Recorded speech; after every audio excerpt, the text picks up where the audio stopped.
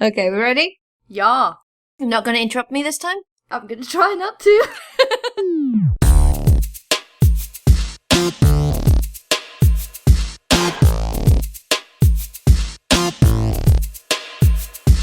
Hello and welcome to episode 22 of BRB Geek Speak, your place for all your nerdy needs on BigRedBattle.com. I'm your host Lauren, and with me as always is the amorous Auntie Alex, the queen of butts herself. Hello! And Buttington something. I like Buttington, so I keep saying it. So let's just go with it. Yeah, I keep forgetting all the names I've given you now. You were meant to keep a list, but... Oh, yeah, I used to put it in the agenda. Oh, I'm slacking off. That also, was 20 Buttress. episodes ago. Buttress and Buttington. We should bring that back. And we should... Yeah. Do you know what a buttress is? Yeah, it's a structural thing. Hello? Yeah, I was going to say, you're an architect, of course. Yes, you can tell it's been a slow day in my brain. But we are down to Monica again. Unfortunately, we did record an episode with her last week, but due to technical issues on my part, we didn't, and that's why we are slightly delayed. So, our apologies, but to make up for that fact, we have an absolutely stupendous guest, all the way from SpoilSports, and you may have heard him on BRB UK. We have the absolutely delightful Diarmuid. Yay! Butterific. That's another one. Add that to the list. Bootylicious. Ooh. Bootylicious. See, there has to be someone who at the end jumps in and does lots of alliterations and puns for Lauren, because I feel like we're missing out. She's missing out. You used to say that every episode and keep trying to do that.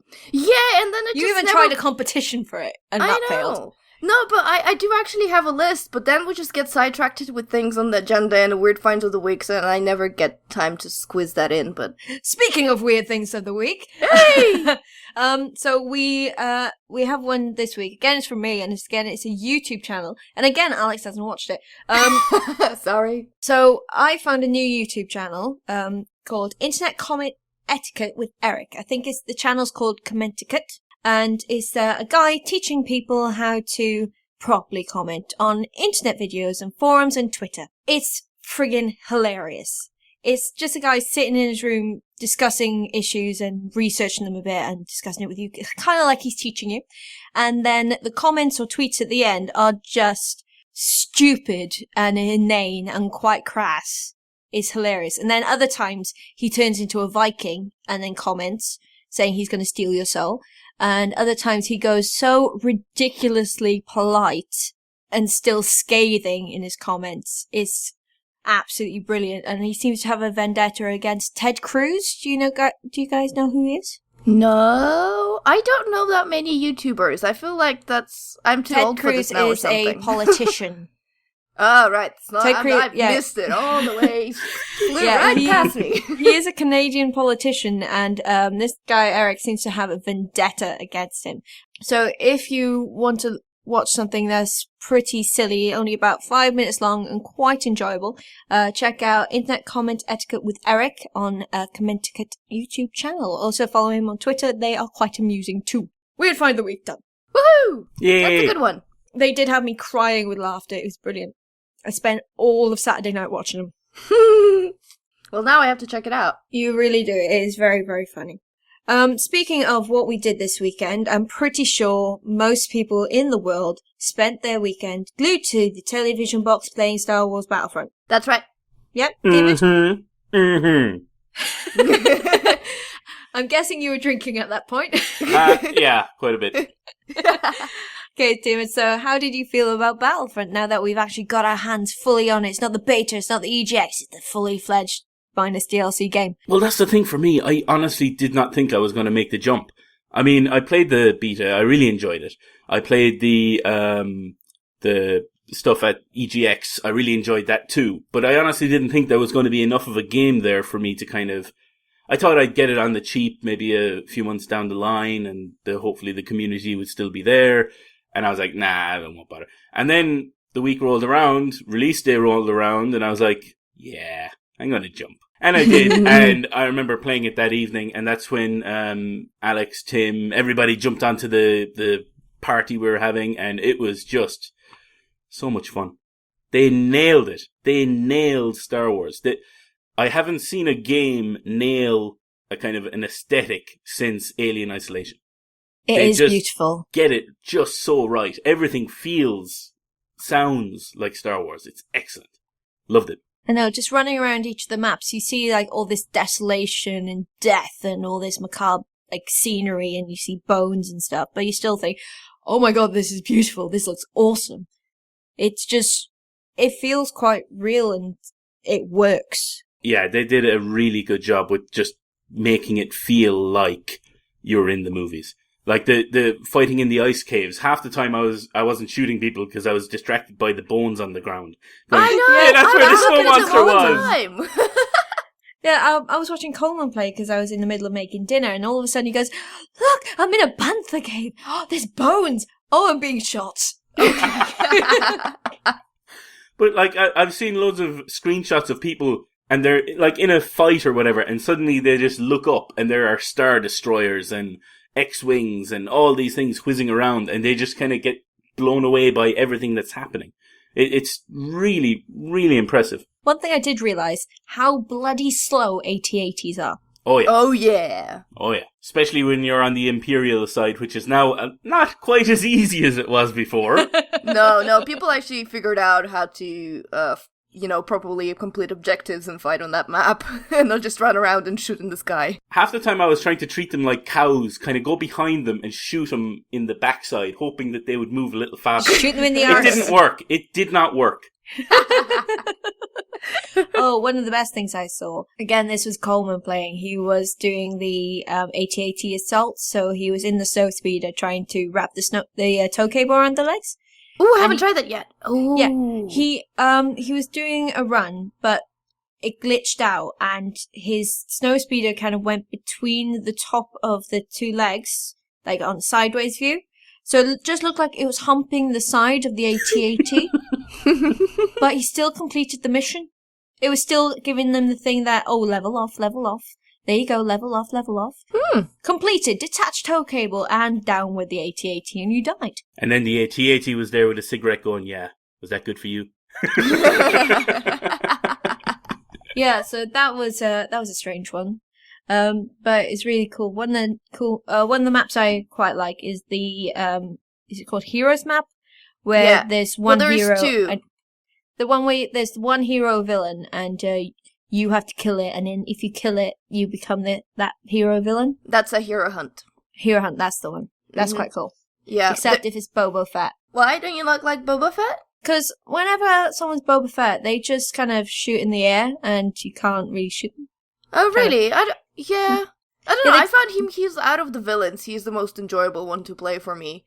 And then out of the heroes, Princess Leia, just because she's just OP. I haven't played her yet. I like Palpatine. I've played... I'm clearly terrible at this game because I've played, the heroes versus villains mode? Yep. And honestly, it feels like all of the dark side ones are OP because I was Leia and I was still getting killed. Oh, really? I was dropping that squad shield and my squad just seemed to vanish. And I was like, where are you guys going? Help me! It was weird. Just to explain, the difference between Hero Hunt and Heroes vs. Villain is that in Hero Hunt, you're just a group of guys, you're hunting for a hero, and the person to kill the hero gets to be the hero, and it's the other way around, everyone hunts you. Heroes vs. Villains is 2 teams of 6 against each other. 3 people out of that team are your either heroes or villains, so Palpatine, Darth Vader, Boba Fett, or Han Solo, Leia, or Luke. And then the other 3 are either stormtroopers or your rebels. And the side that kills the other side's heroes or villains first wins that round. And there are several rounds, so you get to be stormtroopers or rebels, like the vanilla guys, or you also get to be the heroes or the villains the next round. Yeah, the reason Boba Fett kind of annoys me in the hero hunt is because people tend to be running out the clock as him, rather than going out and hunting people, so they just jump in the air, burst around up with his jetpack so they can avoid getting hit, rather than actually joining in the battle like you would with Darth or Palpatine. That's not the only exploit that's been in the game as well. Like, there's stories yesterday and today about some invincibility exploit that they still haven't been able to squash. What's that one? I don't know exactly how people pull it off, but apparently if you are in an X-Wing or a TIE fighter and you crash into the ground in one of the normal modes, one of the kind of the team-based regular sort of modes. So I don't know how exactly they do it. I was just kind of saw the headlines today, but they crash into the ground and when they kind of come back, they're invincible and they cannot be killed. And it's one of those things that seems to have impacted the game slightly over the weekend, and I haven't heard anything from EA yet, but I'm assuming they're on that. Yeah, I have to say, the mode that I've actually, that I didn't think I would enjoy, but I actually do enjoy a lot is Fighter Squadron. The one that you actually get to, like, a big fight with all the ships flying around, and you just fly around, killing ships. That spins me out, that makes me feel sick. Yeah, it doesn't make me feel sick. I also find it way more relaxed. Like, seriously, if I was riding around shooting for a couple of hours, I'm like, I need to chill. I'm gonna fly in the air and casually shoot other ships. Because I find that you don't die as much in that game as you die in the rest of them, so you actually get to fly around and do stuff before the inevitable death comes. By the way, I just found out about that glitch, and it is the case of players committing suicide by driving themselves into the ground in a vehicle, and then they come back. So if you see that happening a lot in a game, you know why people are doing that. And it's not just me flying terribly. Yeah, Coleman does it whenever he gets a vehicle. He's like, ooh, the ground, oops. Yeah, he was doing it to Dan the other day. So I was actually in the recording area, and all I could hear was, Dan, I got a ship. I got a TIE fighter. No, I haven't. As he crashed it. Very first time I got a vehicle in the game, I crashed within 3 seconds. I think so. There is YouTube evidence to this effect. I just crashed right into the ground. This is the first time that, for some reason, I read several reviews of that game, because I don't know, just because when people were playing beta, I heard, like, some people were not sure or not, entirely happy with how the Battlefront is, and that is a good game. And today I spent most time of my lunch break researching through reviews from all the sort of major websites, Eurogamer, Kotaku, Vice, etc. And I don't know, it doesn't seem like it doesn't get very high scores, which I kind of on board with what they're saying with the criticism, but I still can't deny that I'm enjoying the game. Yeah, that was something that was mentioned in Jamie's review that's up on the site at the moment. Yeah. He scored it like a 3 out of 5, and I was editing it, and yeah, everything he was saying was pretty much on the money. That's exactly how I feel, but the fun that I was having outweighed any of the issues that had, you do notice the issues. You do notice the fact that there are blasters, and that's it.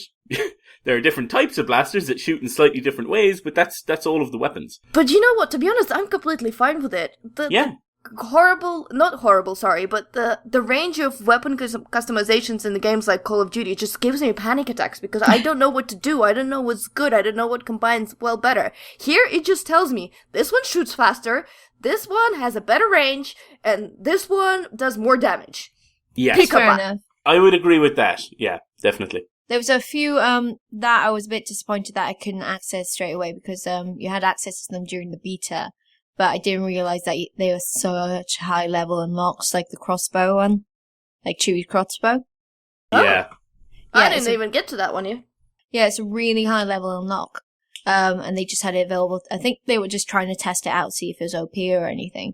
But it wasn't clear that it was such a high level unlock, and say, oh, I'm going to spend a long time doing this, trying to get that.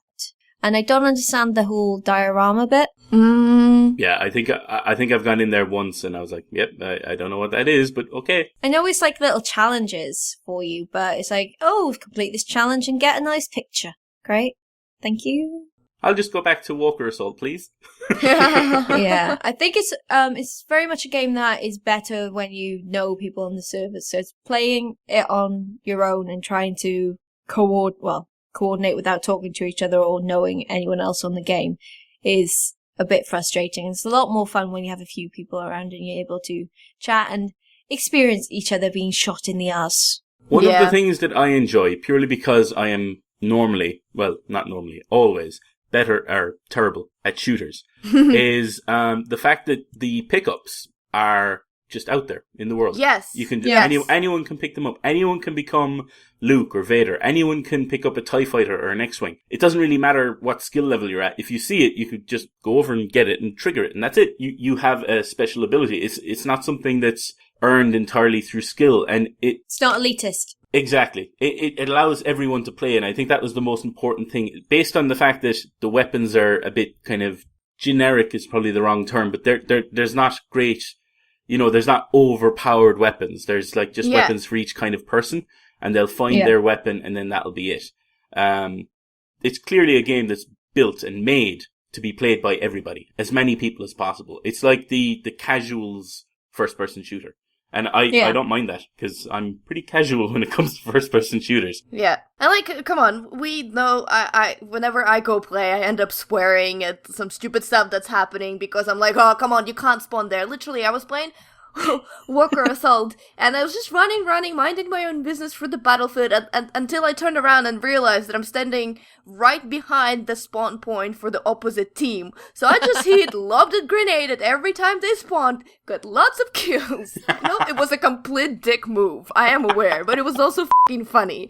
And, the next sane person that realized what was happening shot me, and, after, like, I don't know, a couple of seconds of me doing so, but I had a laugh, and, it was a funny kind of, like, this shouldn't really happen in the game, but it did. I joined the game just so I could listen to like freaking out and going, why are you doing this? Was that me? That was you, yes, the other night when I joined your game. Yeah. I swear a lot and shout a lot, and everyone who plays with me is deaf on one ear. Well, Dan was creating new swear words, wasn't he? Like, wasn't it or something like that? It was something. I don't know. Yeah, he said something I can't remember, but he was making up words as swears. That was interesting. I was too busy kicking his ass. Oh yeah. Oh well. So, final thoughts on Star Wars Battlefront now that it's actually released to the world. I love it. I really do. I'm not blind to things that are wrong with it, but I think that is the shooter for me, and I'm very sorry for all of you who are better at shooters and play more shooters than I do. That's probably not the game that you enjoy, and I understand why you don't enjoy it, but it's all Star Wars. It's Star Wars Inside Out, and I just love being there, and yeah, it gets frustrating at times, but I've been having fun. I've been having a lot of fun, despite that. Diarmuid? Yeah, the exact same. I mean, I've been having loads of fun with it, but I would find it difficult to kind of just go over to tell someone, yeah, you should buy this, because I'd be kind of like, but you should know that it is a bit, there's some issues with it. It looks really good, but some of the leveling up stuff just isn't satisfactory. I would have plenty of issues to kind of tell someone, but for myself, I know I'll be playing this for quite some time. I just hope nothing, it's not going to suffer the Evolve bit, because I've really enjoyed Evolve as well, and that kind of died after all its alphas and betas, and let's hope Star Wars Battlefront has a longer lifespan. Yeah, absolutely. And we've got the DLC coming up, ready for the new movies, to bridge the gap between the last film, well, not the last film, episode 6 and episode 7. So we can actually see some of the areas and experience some of the wars that happened between the two episodes and get up to date. And then once the movie comes out, I think they're going to release more maps so you can play on areas which are featured in the new movies. So that would be pretty cool. But I'd assume that is all paid afterwards. I believe so. Don't quote me on it. I haven't looked it up, but it's DLC at the end of the day. It's a pretty hefty season pass as well. Like, it's a pretty expensive one, so... Isn't it? It's like as much as a game. I think slightly less, but yeah, it's pretty much another full game. But they do have almost another full game worth of content, but I don't know what that says about the content that's in the game already. Okay, Diarmuid, how likely are you to buy additional DLCs? We'll see how it goes. As like yourself, I'm going to wait and see if the community's still there around the time it releases. If it is, I might jump in. I'll see what's available. So Season Pass will have 4 epic expansion packs featuring brand new content from Star Wars Galaxy, including 20 new pieces of galactic tech, including weapons, vehicles, and star cards for Rebels and Imperials. 4 more heroes and villains for you to fight or as against. So I'm guessing like Rilo Ken and all the newbies. 16 additional Kylo Ren, you mean? Isn't that what I said? No, you said the other way around. Sorry. I was thinking, I was like, is that... Did I say Rilo Ken? Yes, you did. Because I was like, is that a person from the old movies or the new ones? This is how much I'm not looking into the Star Wars movies. I don't actually know the names of the new characters because I'm going in there blind. I'm not looking anything up. First thing I want to see is when it comes up on that screen in the IMAX. I even turn off the TV when the bloody adverts come on Hulu. Yeah, don't listen to the latest flicks then. My suggestion to you. To be honest, I don't listen to flicks. Oh, you! Yoshi Fett's gonna come out of the screen and slap you. Sorry, Yoshi. Jump from the internet. Yes, so 4 exciting new game modes as well. 2-week early access to each expansion and the shoot first emote. Really? Yeah, I can do that in my pants, so I don't need that one. Clarification, I have Han Solo's gun. That's what I can do. Oh, I'm going to shut up now.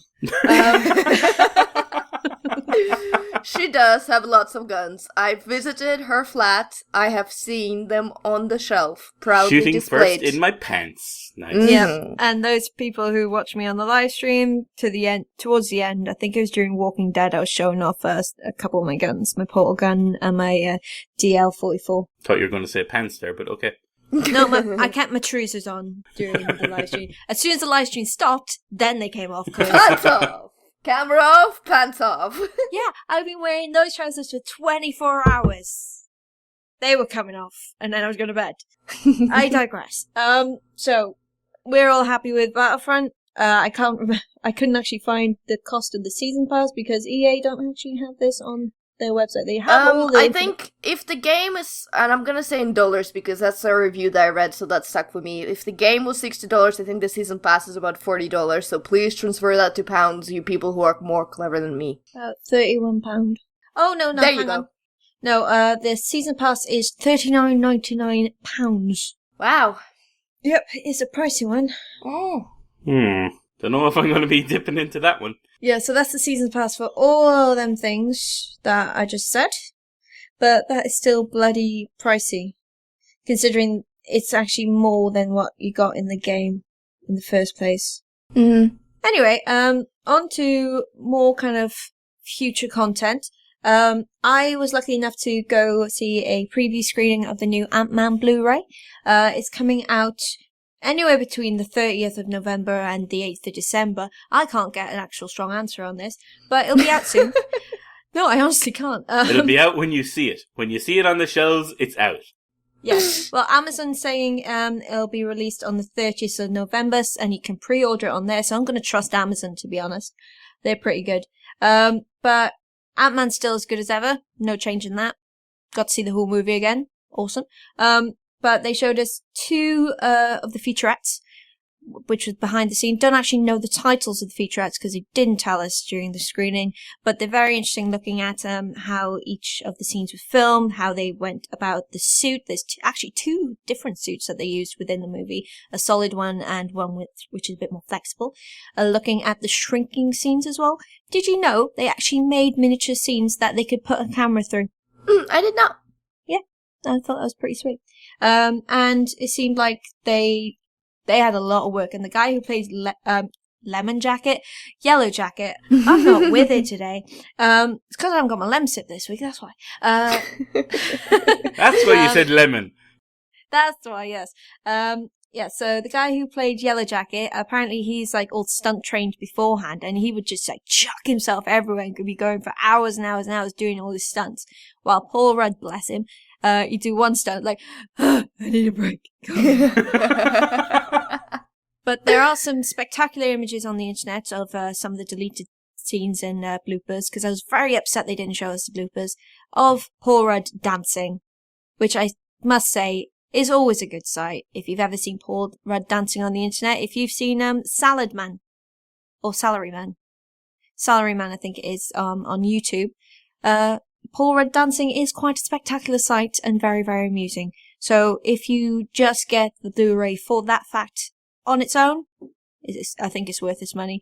But the featurettes are good. The movie's still good. It's still awesome. It's still Ant-Man. Hey, you know my household. There's no way we're not getting a Ant-Man Blu-ray. It's just like, it's just the thing that I'm not even gonna question. Yeah. But they have announced the release date for Ant-Man and Wasp now, which I believe is March 8th, 2018. Wow, that's far away. I know, it is quite a ways away, but it does show that they are still adding movies to the Marvel Cinematic Universe.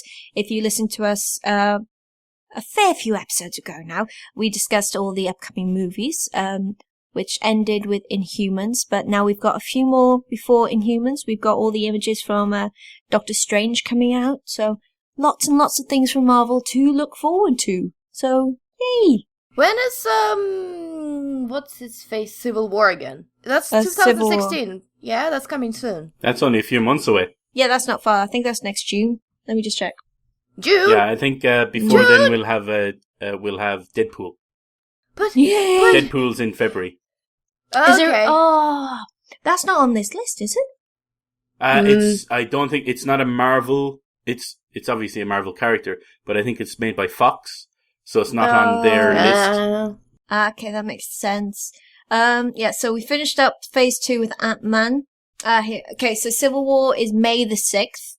Okay, that's a bit better than June. Yeah. I almost had a tearful moment right there. Doctor Strange is November. Then the one I'm looking forward to, got a bit longer to wait, is Guardians of the Galaxy Volume 2. You've seen the amount of Groot in my house. Got Yes. a fair bit of Groot. Then we've got Spider-Man after that on the 28th of July. Oh, Spider-Man again. Yeah, Spider-Man. Thor Ragnarok on November the 3rd. So we got 3 coming up from the Central Marvel Universe then.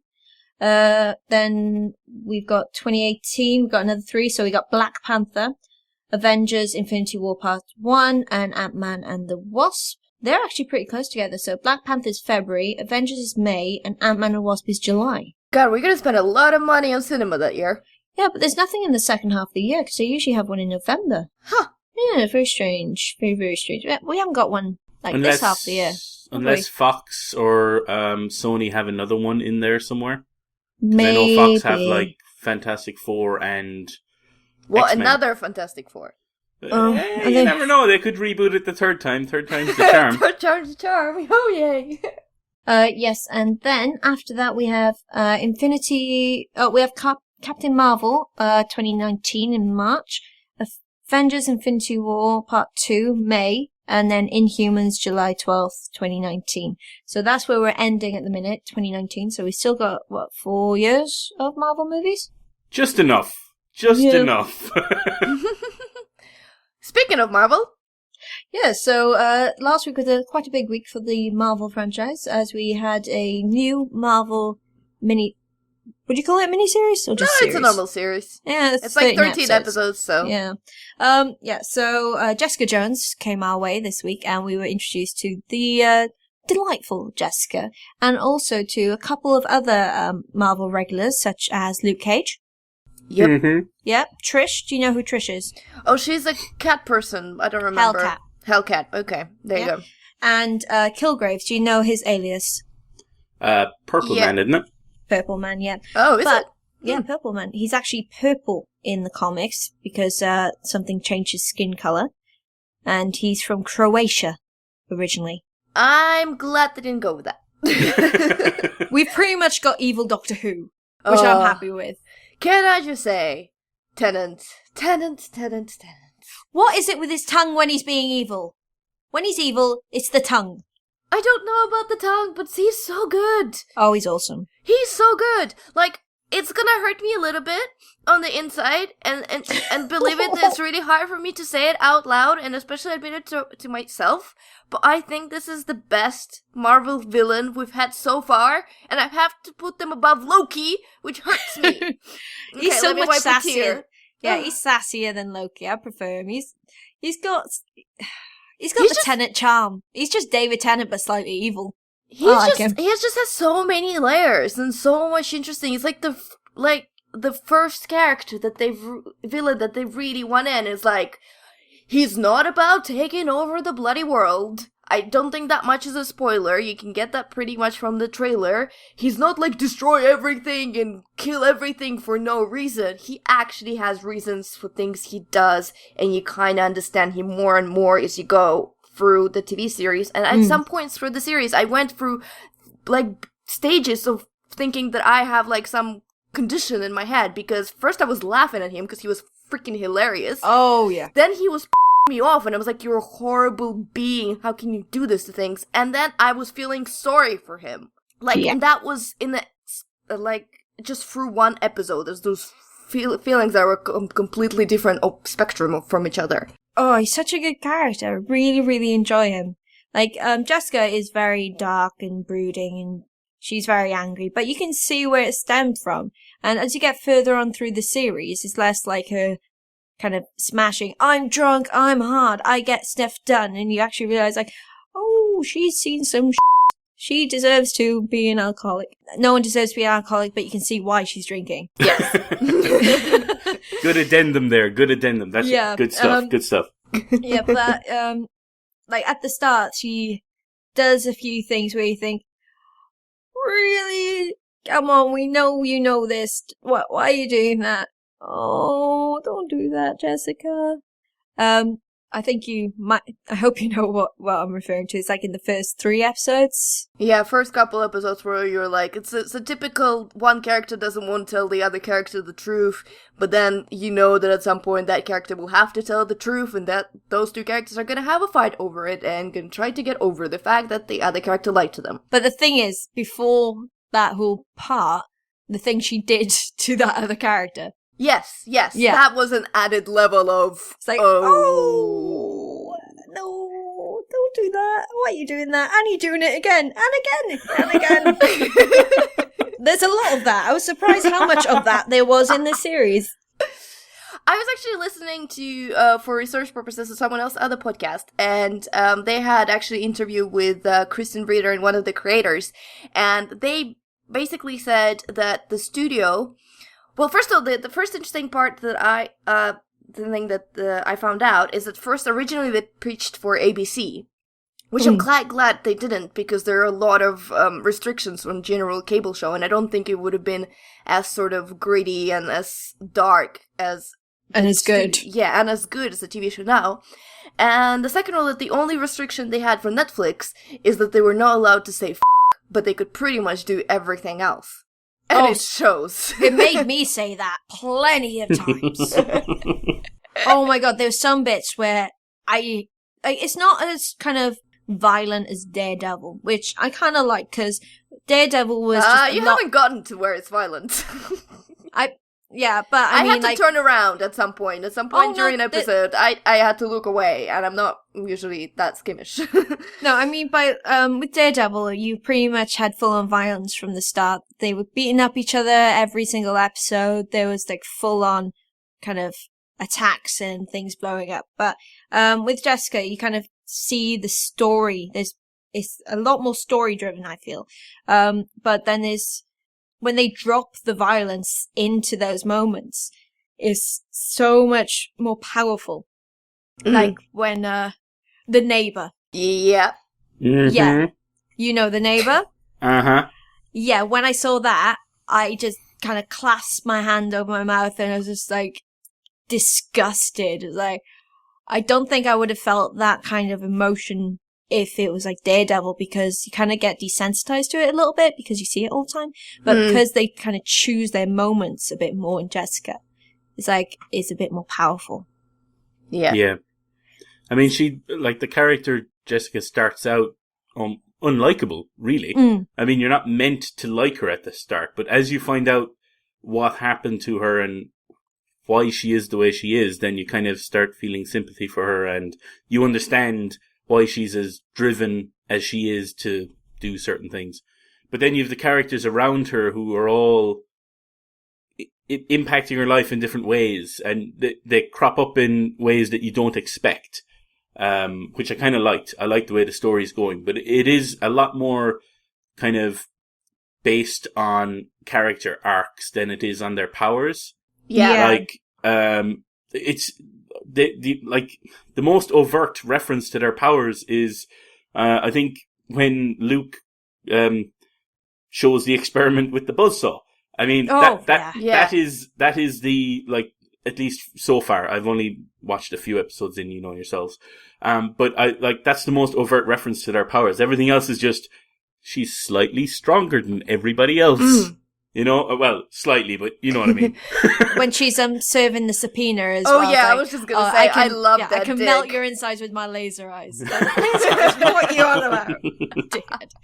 But, the best dig at DC ever. The bit I liked with the dig at DC is like, it's not really flying. It's kind of like jumping and then falling. It's like, yeah, that's like proper old school Superman powers. Like his original was he didn't fly. He just could jump really, really high. It's like, yeah. Leapt the building in a single bound. Yeah, but I read up a little bit on the backstory of Jessica, and she could fly. She just hasn't figured out how, which I think is quite sweet. It's like, I could, but I haven't quite figured it out yet. I do like, similar to Daredevil, they've kind of just come into the character's life at a certain stage. It's not like there's no origin story. Yeah. It's just you meet them one day, and then the story continues from there. I liked that approach. We didn't need to know how did she get her powers and what was her career like at the start. You found that out through the story. Exactly. You're getting snippets. You're getting snippets all the way along. You don't need this big kind of focus on this is how they started out with their powers and all that. The way they're doing it is much, much better, I think.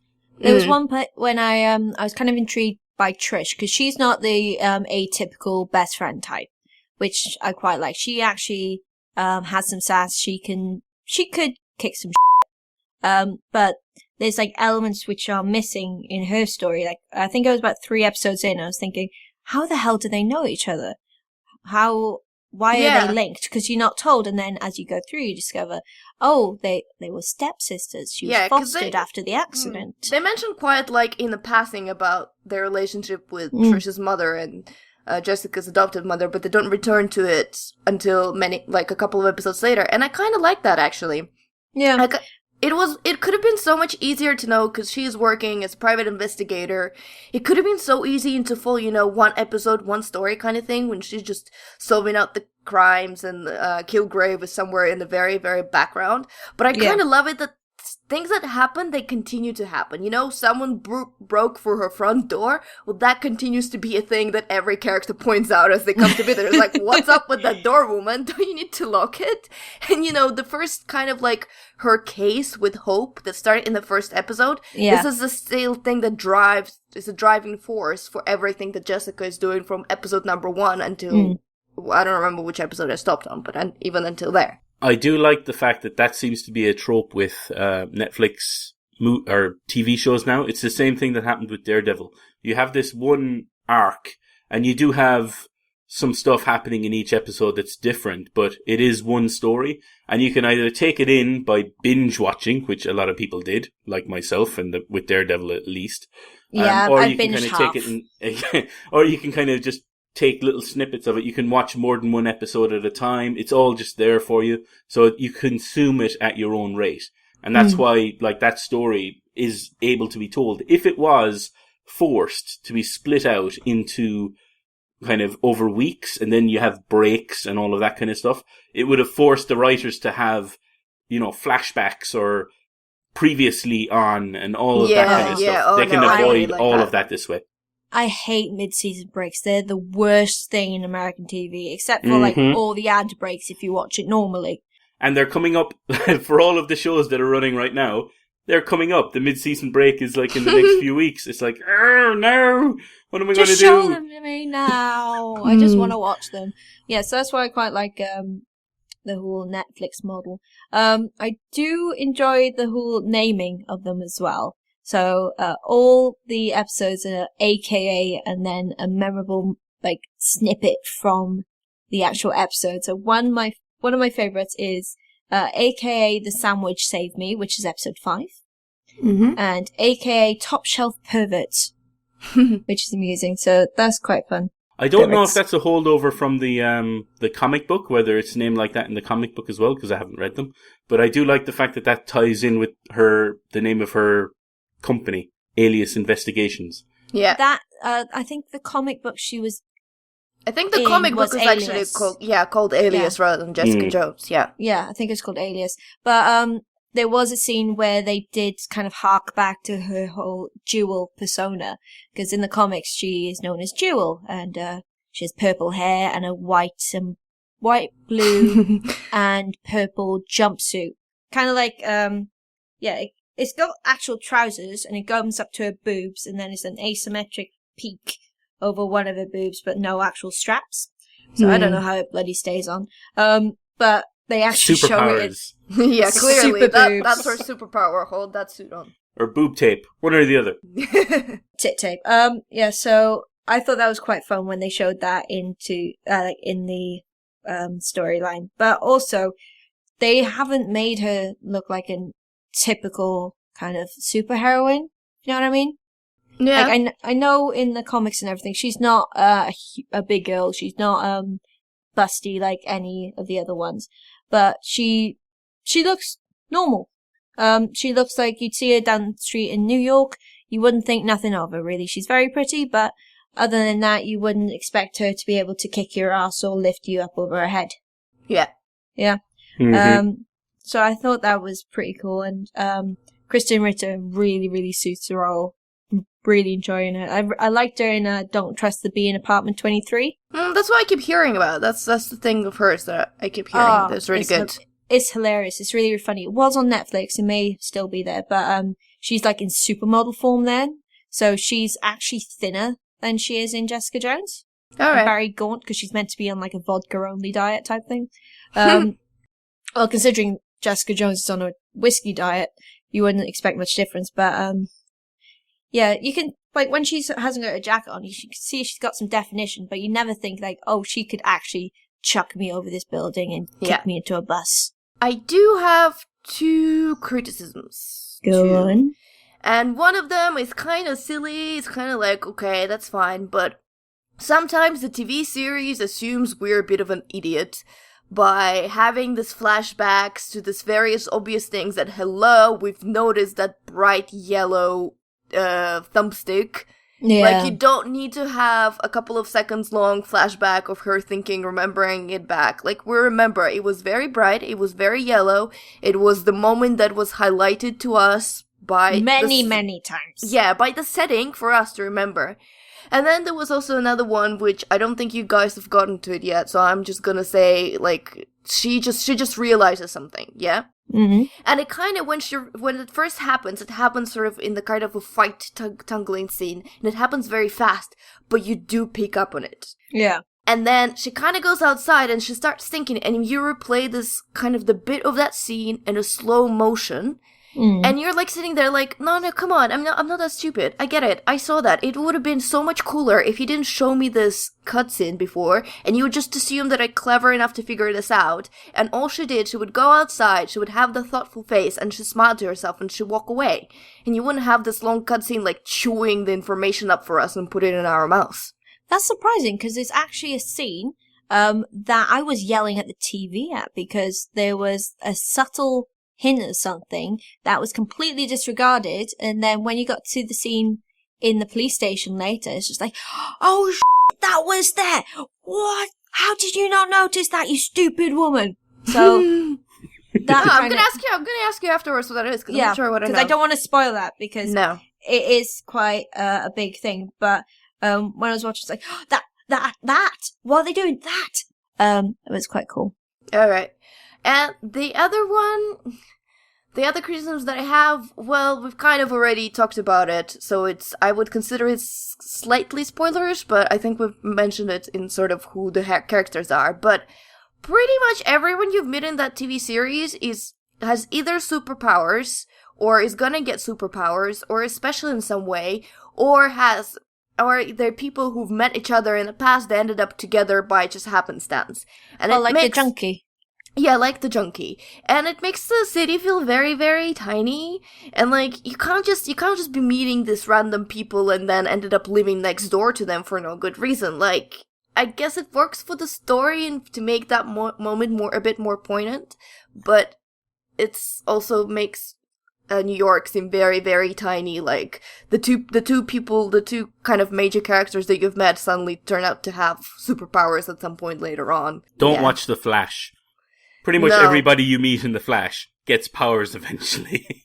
Everybody, or they, do some. It's all connected. All connected.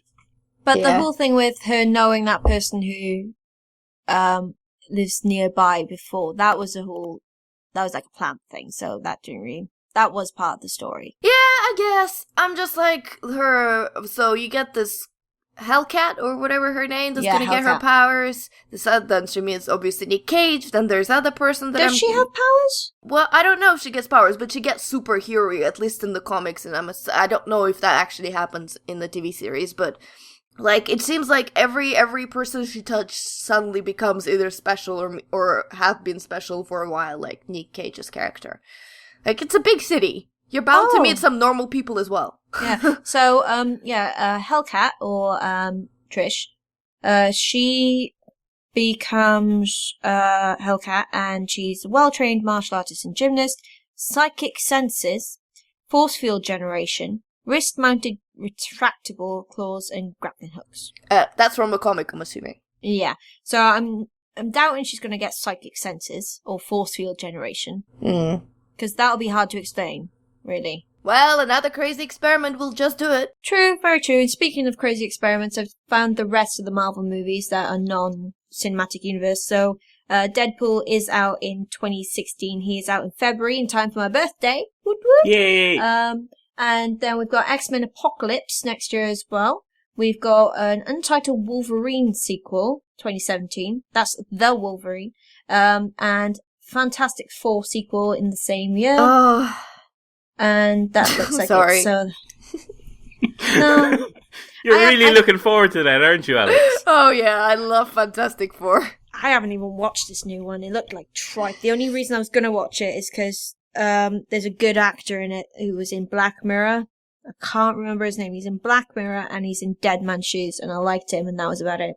Toby Kebbell, I think you're talking about. Yeah, that's it. I knew it was Toby, but I couldn't remember the rest of his name. Yeah, so we're coming up to the end of our show, speaking at length about Jessica Jones. Do you have any final thoughts on this? Watch it. Everyone should watch it. Yeah, I'm halfway through. Obviously, I can't make a full decision yet, but so far, so good. Yeah, I'm quite sad that I've just discovered I'm only about 4 episodes left. I know. We're probably going to finish it either today or like Wednesday or something. And no, Jessica. I'm pretty much going to continue watching as soon as we finish this podcast. Okay, so, Diarmuid, do you want to finish up with another movie? Yeah, I'll do this one quickly because I don't think you guys have seen it.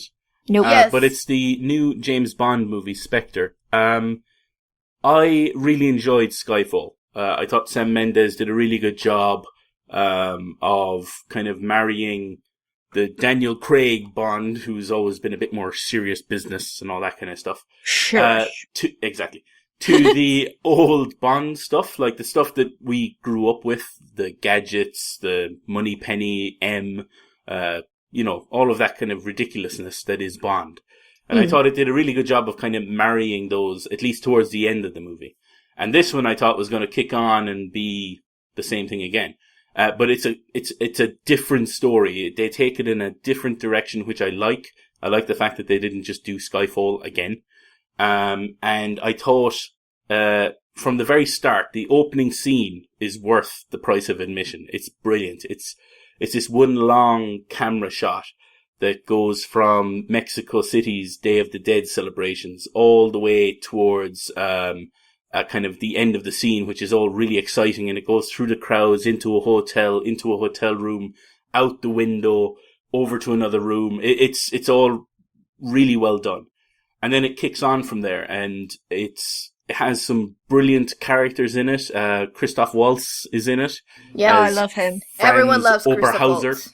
It has, Lauren, you mentioned Guardians of the Galaxy. It has Yes. Dave Bautista in it as the henchman, and he is brilliantly evil. He is really, really good in that. And there's a scene where himself and Bond fight on a train, and it blows anything from Skyfall out of the water in terms of excitement. Like, I was like, oh crap, Bond is about to die. Obviously he wasn't, but you know what I mean. Yeah. The movie itself is just really good. It's a good story. I could tell exactly where it was going from like the first frame, but the journey was good enough to keep me going anyway, so I didn't really mind. The ending, though, seems to, without spoiling it, it kind of puts a period on the Daniel Craig Bond. It kind of puts a full stop at the end of that series. I don't know what that means for him coming back, but we'll see. He didn't sound very eager to come back, that's what I remember. remember. A lot of the interviews seem to be, I'm kind of done with this, but you get that sometimes because he's been filming for 2 years, or he's actually been filming for 10 years with this bloody series. And he's been doing press junkets and all that, and I'm sure he's probably tired, and he's like, no, I'm not doing it anymore. And then a few months down the line, he goes, but they're giving me so much money. And he might come back then. But it's just one of those things I don't know yet. But I do think it would be a good time to look at someone else, maybe? Yeah. We'll see. I look forward to it anyway, because I don't think the character is completely obsolete yet. I think there's still a few stories. How long does a Bond usually survive, like the actor? How many movies do they usually do? It ranges from 1, with George Lazenby as 1. Didn't Dalton do 1? No, Dalton was 2. He was License to Kill and Living Daylights. So he did 2.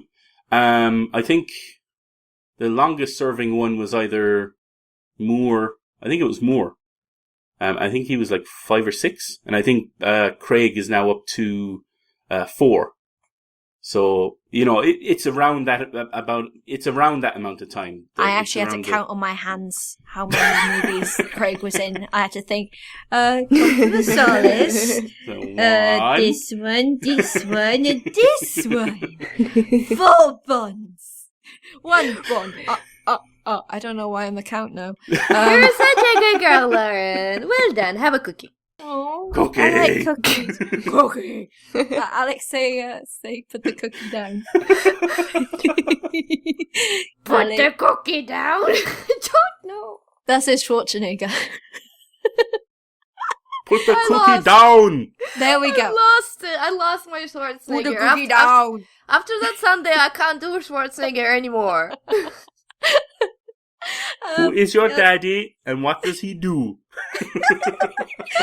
I can't do Schwarzenegger. I'll just admit it right now. I really can't. Alright, so on that note, shall we do some shoutouts? Yay! Get to the chopper! Let's David, stop. would you like to do forums, please? No problem. Okay, shout out to Spiky Chris, Orox, Cesis, War Machine, and The Barrel in the Room. Alex, Twitter? Shout out to Nelly. Hi, Nelly. Thank you. Hello. We had some other Twitter action. Who was it? Did we? Yeah, who was... Well, about Battlefront. Oh, well, that's more of playing. So, Battlefront, most of the time it was Spiky Chris who organized things, so thank you, Spiky, and also Cloud Style and Unflushable, and I think also Chungus, who probably is not listening to this podcast, but I'll give him a shout out because he was there anyway. That's it. Oh. Okay, and we have a lovely new iTunes review. So, Pink 2.0, 5 stars by Matt Alterigo from Canada. Thank you very much. I like Canada. For some reason, I have strange love towards Canadian people. I can't really explain it. Because they're like the Wales of America. Are they? Yeah, they're nice, friendly people, like the Welsh. They do wonderful things, and they're very talented, and, what's the iTunes preview, by the way? I'd like to go to Canada. To Edmonton, Alberta, specifically. If you are a fan of SG Pink, these girls take it to the next level. Sorry, damn it. If you're new to BRB, make sure you listen to these girls. They talk about all things nerdy, from video games to books, comics, movies, even tabletop games. It's more than just a podcast about Destiny, Dragon Age, butts, and Borderlands. See, I ruined the alliteration there. Oh, Destiny, Dragon Age. No, but then it goes butts, Borderlands, so it continues. It's all fine. So that works. You thought it through. Well done, Matt. Thank you very much, Matt Alterigo.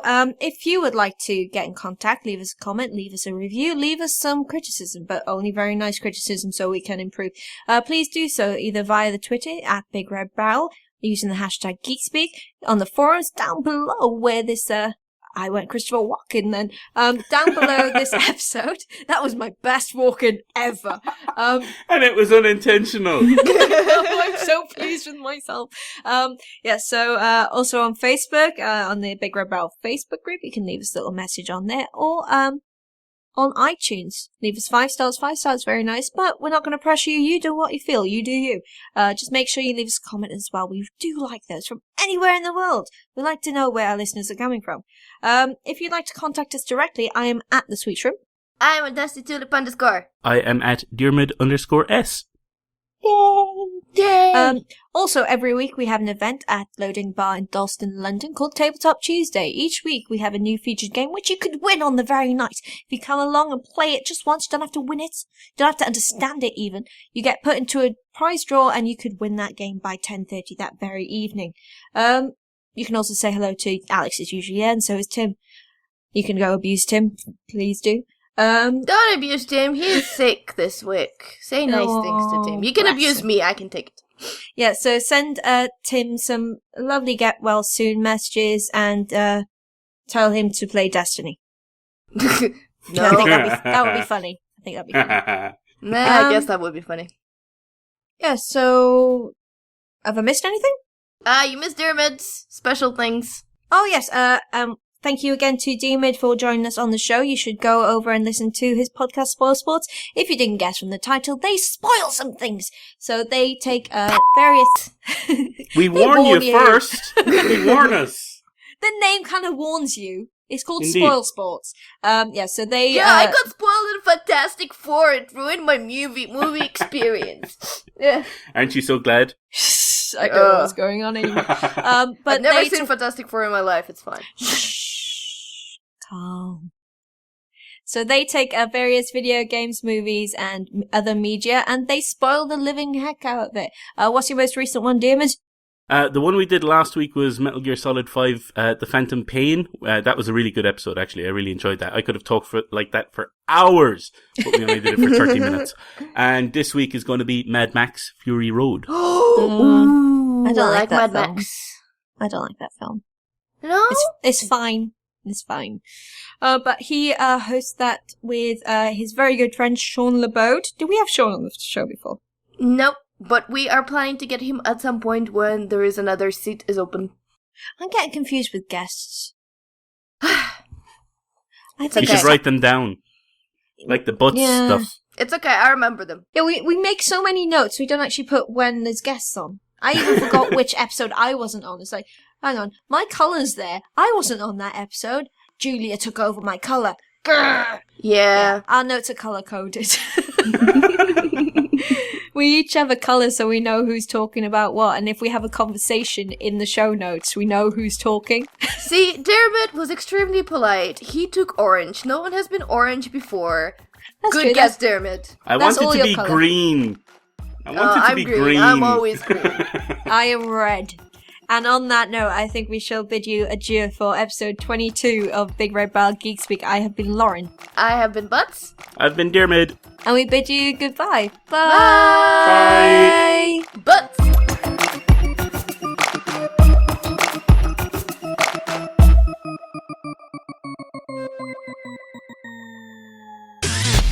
You and your ears are quite welcome for the podcasting goodness that you just heard. Why not roll on over to BigRedBarrel.com for more podcasts, news, reviews, and videos from the biggest, reddest site on the internet, BigRedBarrel.com.